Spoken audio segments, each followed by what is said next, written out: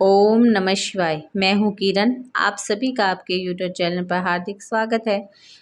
आज हम श्रावण मास के चौथे अध्याय का रसपान करेंगे। आशा करती हूँ कि आपको हमारी यूट्यूब चैनल की कथाएं अच्छी लगें। अगर आपको हमारे यूट्यूब चैनल की कथाएं अच्छी लगी हैं तो प्लीज़ हमें कमेंट में ज़रूर बताइएगा।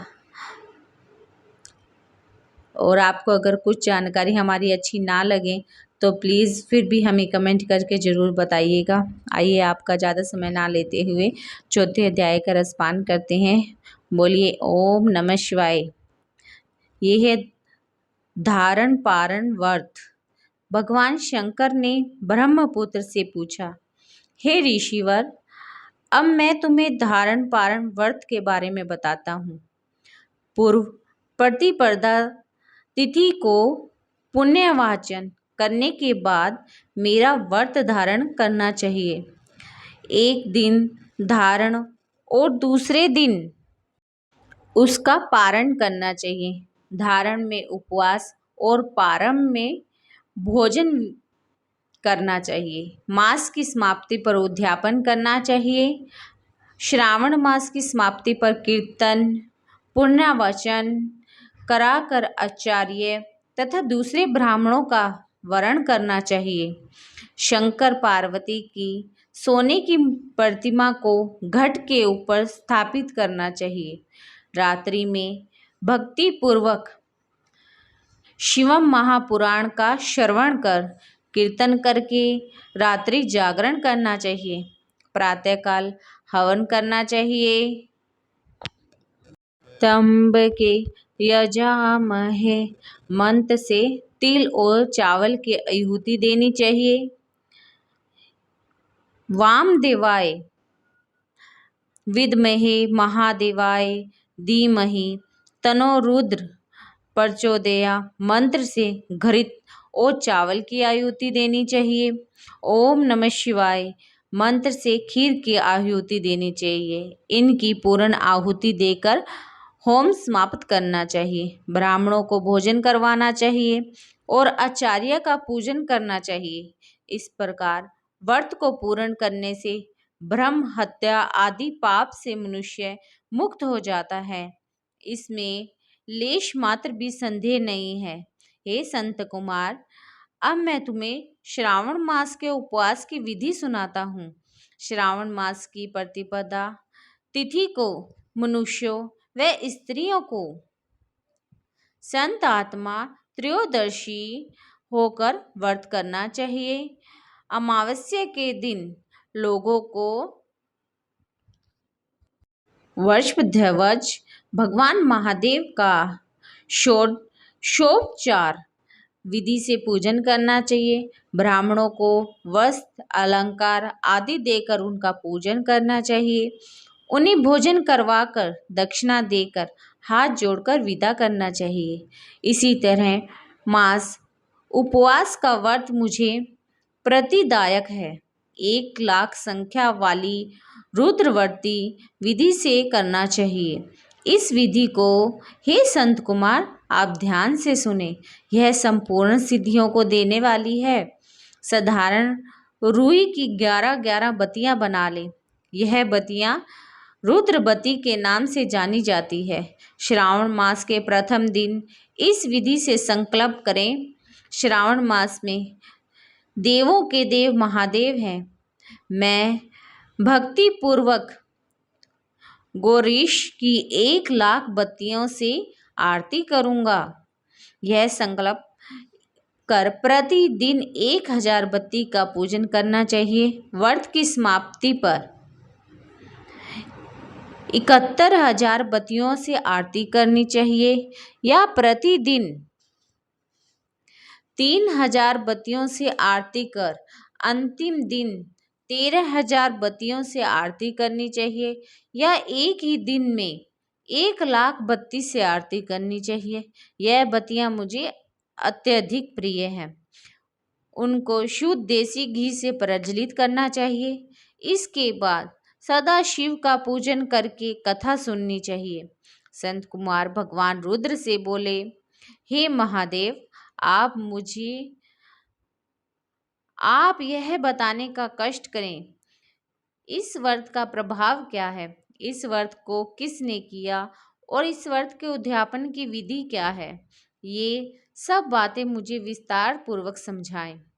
भगवान शिव ब्रह्मपुत्र संत कुमार से बोले, तुमने जो मुझसे पूछा है उसको मैं तुम्हें बताता हूँ, ध्यान पूर्वक सुने। यह वर्ष सब व्रतों में श्रेष्ठ और महान पुण्य प्रदान करने वाला है तथा संपूर्ण उपद्रवों को नाश करने वाला है। यह व्रत पुत्र, पौत्र और सौभाग्य को प्रदान करने वाला माना गया है।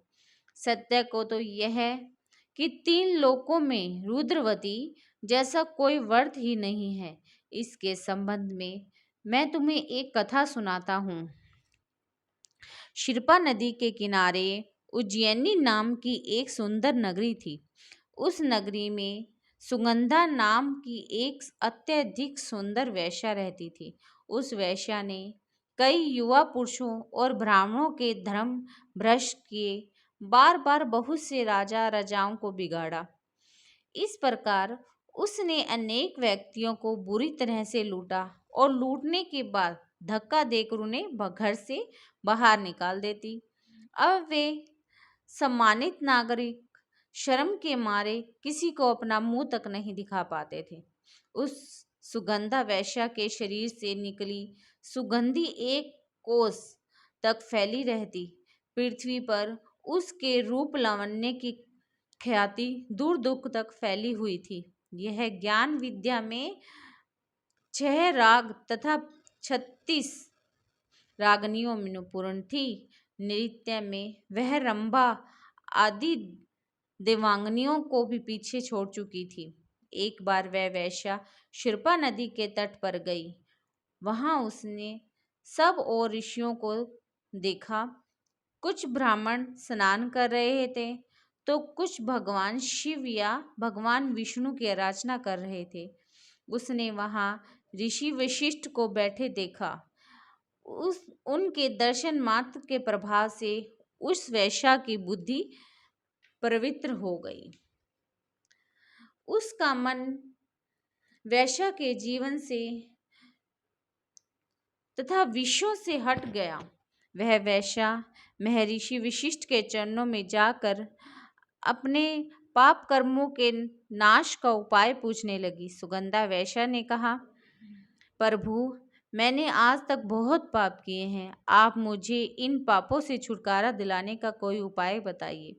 महर्षि वशिष्ठ उस वेश्या की बात सुनकर बोले, तुम मेरी बात ध्यान पूर्वक सुनो। तेरे पापों का नाश जिस पुण्य के करने से होगा वह सब उपाय मैं तुम्हें बताता हूँ। तुम वाराणसी में जाकर रुद्रवंती नामक व्रत को करो। यह व्रत महान पुण्य देने वाला तथा भगवान शिव शंकर की भक्ति में मन को लगाने वाला है। इस व्रत के करने से तुम्हें सद्गति प्राप्त हो जाएगी। महर्षि वशिष्ठ की बात सुनकर वह सुगंधा नाम की वेश्या अपना खजाना, नौकरी और मित्रों को लेकर वाराणसी चली गई। उसने महर्षि वशिष्ठ द्वारा बताए गए व्रत को विधि विधान सहित किया, जिसके फलस्वरूप वह वेश्या पंचभौगिक शरीर को त्याग कर भगवान शंकर के शरीर में विलीन हो गई। जो भी स्त्री इस व्रत को जिस इच्छा को लेकर करती है वह उसे अवश्य प्राप्त होती है। हे संत कुमार, अब मुझे माणिक व्रतियों का महत्व सुनाइए। माणिक व्रतियों का व्रत करने से स्त्री मेरे अर्धासने का भागीदार बन जाती है। वह स्त्री महाप्रलयान तक मेरी प्रिय होकर निवास करती है। जब अब मैं तुम्हें उस व्रत की पूर्ति के लिए इसकी व्रतोद्यापन विधि बताता हूँ। इस व्रत को करने वाली स्त्री पार्वती सहित शंकर की प्रतिमा स्थापित करें। शिव पार्वती की प्रतिमा स्वर्ण से बनी होनी चाहिए तथा वृषभ की प्रतिमा चांदी से बनी होनी चाहिए। यथाविधि विधि पूजन करके रात्रि जागरण करें, प्रातःकाल नदी में जाकर स्नान करें, भक्ति पूर्वक आचार्य का वर्णन करें तथा 11 ब्राह्मणों के द्वारा घी, पायस, बेल पत्रों से हवन करवाना चाहिए अथवा रुद्र सूक्त, रुद्र गायत्री या मूल मंत्र द्वारा हवन करना चाहिए। पूर्ण आहुति देकर आचार्य आदि की पूजा करके 11 ब्राह्मणों को जोड़े सहित भोजन करवाना चाहिए। इस प्रकार जो भी स्त्री इस व्रत को पूरा करती है उसके संपूर्ण पाप नष्ट हो जाते हैं।